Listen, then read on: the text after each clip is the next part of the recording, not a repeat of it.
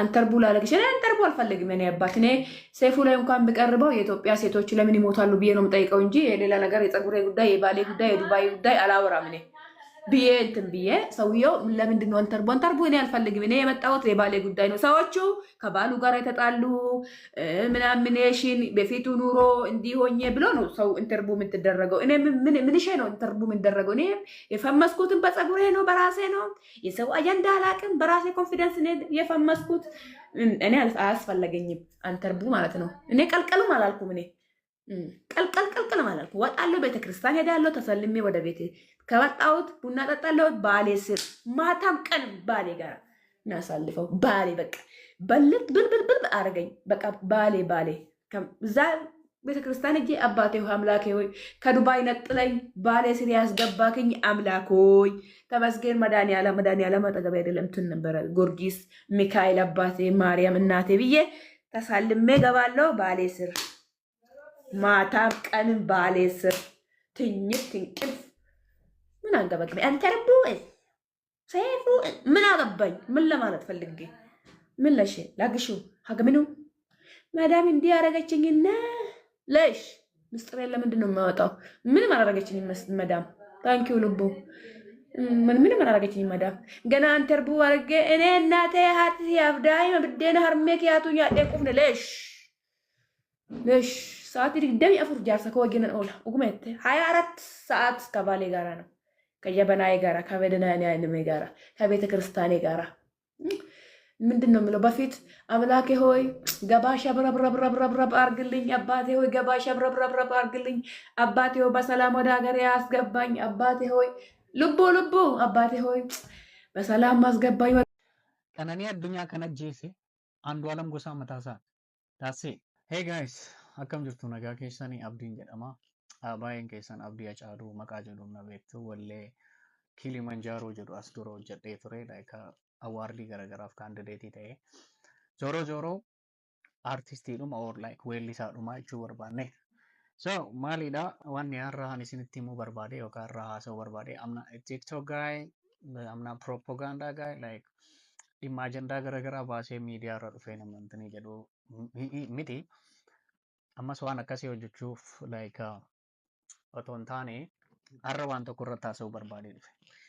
Yeroo baay'ee dhimma kanarratti inaasa'u waan tokko irratti hin jedhu jedhee kophaa koo mana keessatti waan emotional gochaa ture yeroo baay'ee deddeebisee yaadee sababa personaalii Andu'aalamiinis hiriyoota isaaniitiinis namoota baay'een sababa personaalii wal beekuu fi amma tokko waan beekuu fi lemi haqi ishee erga manni murtii suspect godhee isa fuudhee deeme haqi ishee mana murtiitiin hin ba'amoo hin ba'u waan jedhu ilaalla jennee mataa taa'aa ture agammaa was baay'ee shook na godhe ture.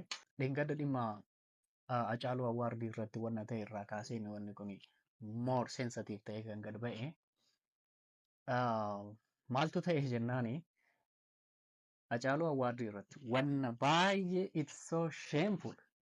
Baay'ee wanna na aarse keessaa tokko awaardii kanarratti nama gender based violenceedhaan nama haadha manasaa murder godhe jedhameetiin suspect godhamee shakkamee mana murtiitti dhiyaatee ture tokko fuudhanii awaardii Hacaaluu Hundeessaa nama maatii isaa kabaju nama haadha manaasaa jaalallee isaa ijoollummaa fuudhee respectfully nama waliin jiraate nama akka weellisaa kamiyyuu randomly laayifeen isaa duubaanii background biraa qabu asitti profaayilii miidiyaa irratti qofa sirbaan bichaa kabarii isaa dhiyeessan sun taane nama jaalala nama maatii isaa jaallatu nama haadha abbaa isaa dhaabe nama niitii isaa jaallatu nama ummata haqa dhabeef haqa falmee nama ummata haqa dhabeef dhugaa falmee nama lubbuu isaa of wareege nama dhugaa jiraatee dhugaadhaaf bichaa jiraatee wanna sacrifice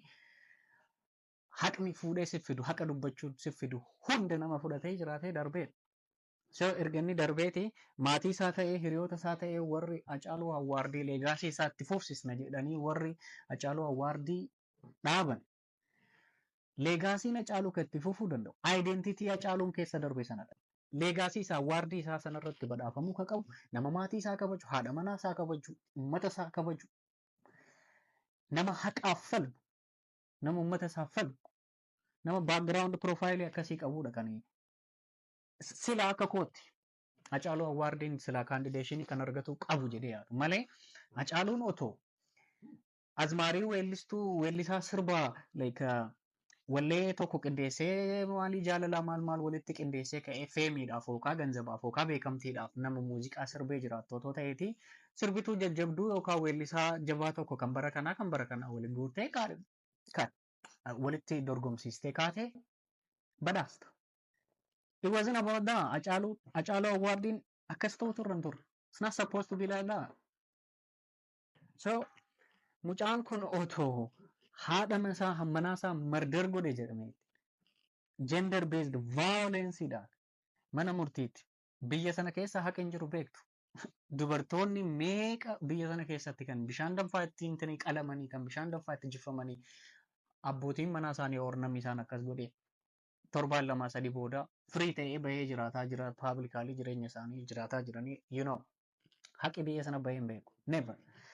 So otoo gurbaan kun mana murtiitti akkasitti maqaafillee haa ta'u mana murtiitti dhiyaatee dhimmi isaa akka suspecteetti intanii godhamee laalamaa otoo jiruuti Awwaardii Hacaaluu irratti wiinoo muuziqaan inni baase bara kana an akka nama muuziqaa hojjetu tokkotti bara kana albama isaas ta'e muuziqaaleen isaa kaandideeshinii haa Itoophiyaa akka ta'e wiinoo garuu rispektii leegaasii Hacaaluu fi aayidentitii Hacaaluu Awwaardiitiif jecha kaandideet gochuun turre hammanni qulqullaa'utti. Haqi isaa bahee Andu'aalam it's haqa yookaan immoo ifa hamma ba'utti yookaan akka inni firii ta'ee or like wanna firiin tokko murteen tokko hamma ba'utti isa kaandideet gochuun irra hin turre. So erga kaandideet godhan immoo Awwaardii bara kana beesta muuzikii bara kana maalii bara kanaan wanna isaan nomineet godhan hundaan akka the most influential clean akka namantanii tokkootti badhaasa 4-5 itti guuranii hunda caalaa immoo kan na aarse gurbaa manaajera isaa ofiin jedhu sana Lalisaa Idris. You know guys what he do? He's the one in the background. Awwaardii maaliis muuziqaa maaliis. Karaa siyaasaanitiin immoo biltsiginnaa fi dargaggeessa qeerroo fi miidiyaa duubaan behind the bars warri coverage kana biltsiginnaa fi maalii kana walitti fiduuf uummata kana walitti fiduuf ajandaa dargaggeessi biyya sana qeerroon biyya sana kaasu Oromoon kaasu tokko diffeem godhuuf ajandaa sana balleessuuf warra hojjetan. I think he's like secretary intaniitiin fakkaata tiimii numaanyuuf hin jedhu sana. So gurbaan kun isan hojjeta. Wanni na aarse guddaan tokko yoo jiraate isa inni achi bahee albamni cimaan bara kana Awwaardiin bara kana Andu'aalam argate hundinuu akka inni ergaanuu kaahetti it belongs to her. Isheedhaaf malaa ta'uu danda'a. Yeah. Maybe seksasii isaa hundumaayyuu kan duuba kan jirtu ishee ta'uu danda'a. Gina asirratti it's not about that. Asitti akka ummanni Oromoo ummanni biyya kana wanna takka akka hin beekne doofaa tokko ofii qofaa akka waan beektani. Sababa kaameeraa fuuldura keessanii haasa'uu dandeettanii fi ajandaa uumuu dandeettan or feemis ummanni isinii kennan waan feete sababa godhuu dandeettaniif jecha waan tokko akka hin beekneetti nu fudhattanii isheedhaaf we are so emotional kana goone isheetu badhaasni kun kan isheef maluu minaamin yoo jettu I feel so ashamed bro. Shame guddaatu nama qaba achirratti waan inni godhe sana. That's like fakkeessuuf maal jedha Hacaaluun fakkeessituutu bakka qaba biyya kanatti jedha. Fakkeessituun samaa kanatti waan namni hin jirre tokko waan nama utuma ati beektu boqossitu tokko waan hin jirre fakkeessituu bakka asirratti you acted bro in fakkeessite achirratti.